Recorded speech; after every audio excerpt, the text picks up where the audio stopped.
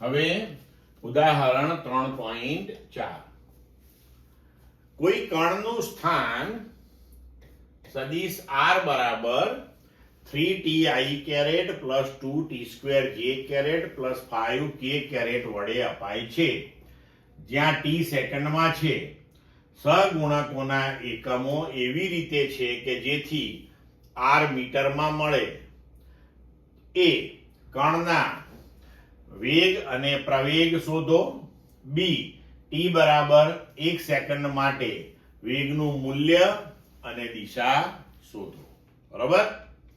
હવે જુઓ કે આપણને સ્થાન એ સમયના વિધેય સ્વરૂપે આપેલો છે તો આપણે આગળ ઉપર જોઈ ગયા કે સ્થાનનું સમયની સાપેક્ષનું વિકલન એ વેગ આપે પછી જે વેગ મળ્યો એનું પાછું સમયની સાપેક્ષે વિકલન લઈએ તો પ્રવેગ આપે। પણ હવે પાછું ફરીથી યાદ કરી લો સેકન્ડ ચેપ્ટરમાં બી આપણે આ વસ્તુ જોયેલી છે કે વિકલન કેવી રીતે કરવાનું તો d by dx of x raised to n બરાબર।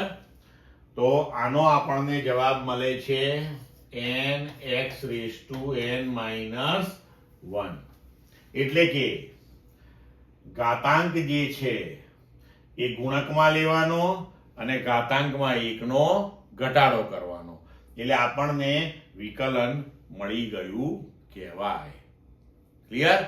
તો હવે આ પદ્ધતિથી આપણે વિકલન કરતા જઈશું અને બીજા વિકલનો જે છે અમુક અગત્યના સાઇનનું કોસાઇનનું બરોબર ટેન્જેન્ટનું તે બધા આપણને પાઠ્યપુસ્તકની અંદર ટેબલ સ્વરૂપે આપ્યા છે જે આપણે યાદ રાખવાના અને એનો સીધો ઉપયોગ આપણે દાખલાઓ અને એમસીક્યુ સોલ્વ કરવામાં કરી શકીએ છીએ એની બહુ ચિંતા કરવાની આપણે જરૂરત નથી। હવે આ પ્રમાણે આપણે આગળ વધીએ। જુઓ કે આપણા માટે v બરાબર છે dr બાય dt તો હવે અહીંયા આપણે r નું મૂલ્ય મૂકી દઈએ તો કે d by dt r એટલે 3ti caret plus 2t square j caret plus 5k caret. હવે આપણે વિકલન કરીએ તો અહીંયા જુઓ t રેઝ ટુ 1 છે આપણી પાસે આ ત્રણ તો અચળાંક છે ગુણકમાં as it is। હવે t રેઝ ટુ 1 તો ઘાત આગળ આવે એટલે કે 1 into t લખાય આમાં ઘાત આગળ લઈ લઈએ તો 1 into t અને ઘાતમાં 1 નો ઘટાડો કરીએ તો કે 1 minus 1 તો t રેઝ ટુ 0 થાય એનીથિંગ રેઝ ટુ 0 કરીએ તો શું થઈ જાય 1 થઈ જાય એટલે આપણે અહીંયા સીધું જ લખ્યું 3i caret t rays two 1 નું વિકલન શું બની ગયું 1। ચલો ક્લિયર આટલી વસ્તુ।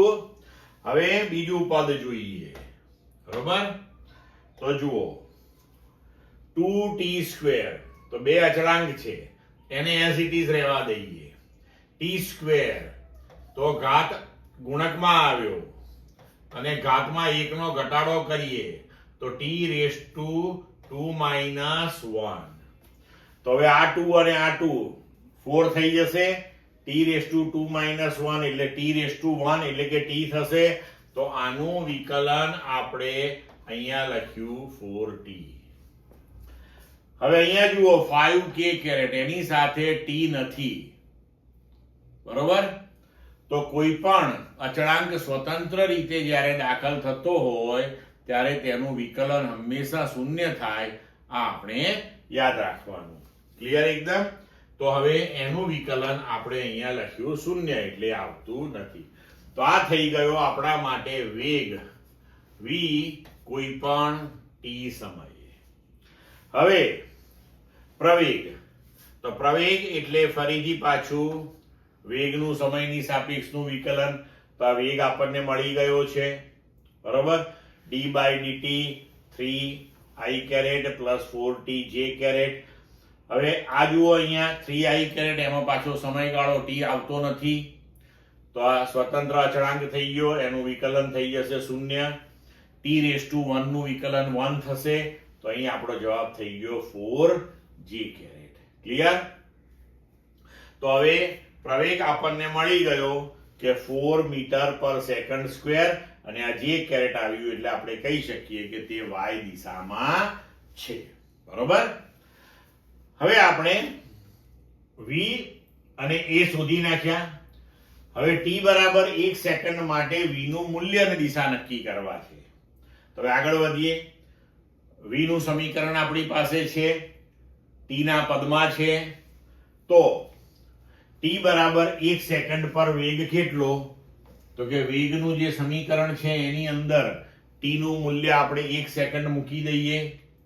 તો આ v નું સમીકરણ, એની અંદર આપણે t નું મૂલ્ય અહીંયા 1 સેકન્ડ મૂકી દીધું. તો હવે આપણને વેગ મળ્યો 3i caret plus 4j caret. હવે વેગનું મૂલ્ય, તો વેગનું મૂલ્ય બરાબર √vx square plus vy square. આ આપણા માટે vx થયું, આ આપણા માટે vy થયું. તો વેગનું મૂલ્ય બરાબર √3 સ્ક્વેર પ્લસ 4 સ્ક્વેર બરાબર 5 મીટર પર સેકન્ડ. હવે એની દિશા, તો tan થીટા બરાબર vy ભાગ્યા vx. તો tan થીટા બરાબર vy ભાગ્યા vx, તો થીટા બરાબર tan ઇન્વર્સ vy ભાગ્યા vx.